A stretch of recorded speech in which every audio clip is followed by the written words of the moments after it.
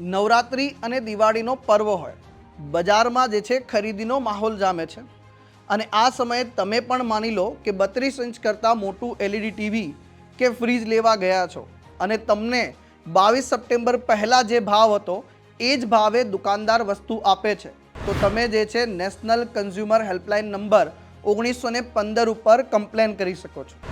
પણ ઊભા રહો સાહેબ, કમ્પ્લેન કેમ કરવાની?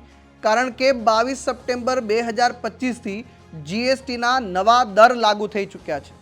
પહેલાં આપણે કોઈ પણ વસ્તુ ખરીદતા તો એના ઉપર 4 પ્રકારના ટેક્સ લાગતા હતા: 5%, 12%, 18% અને 28%.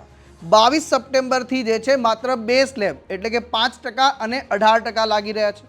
તો જીએસટીમાં આ ધરખમ ફેરફાર થયો છે. એટલે સરકારે પણ કીધું છે કે ભાઈ ગ્રાહકોને જે છે આનો ફાયદો મળવો જોઈએ, વસ્તુઓ જે છે સસ્તી થવી જોઈએ અને જો નથી થતી તો પછી તમે ફરિયાદ કરી શકો છો. અને તમને બધાને ખ્યાલ છે કે 22 સપ્ટેમ્બરથી જે છે આ બાજુ લેફ્ટ સાઈડ તમે જોઈ શકો છો કે આ જીએસટી વસ્તુ જે છે ઘટાડો થયો છે આ બધી વસ્તુ પર, અને રાઈટ સાઈડમાં તમે જે વસ્તુ જુઓ છો એમાં જીએસટી વધી છે કારણ કે એમાં 40% જે છે સ્લેબમાં આવશે. એક નવો સ્લેબ આવ્યો છે જેમાં સીન ગુડ્સ એટલે કે તમાકુ છે, આલ્કોહોલ છે, જે સ્વાસ્થ્ય માટે હાનિકારક છે, લક્ઝરી વસ્તુ છે, એના ઉપર 40% ટેક્સ લાગશે.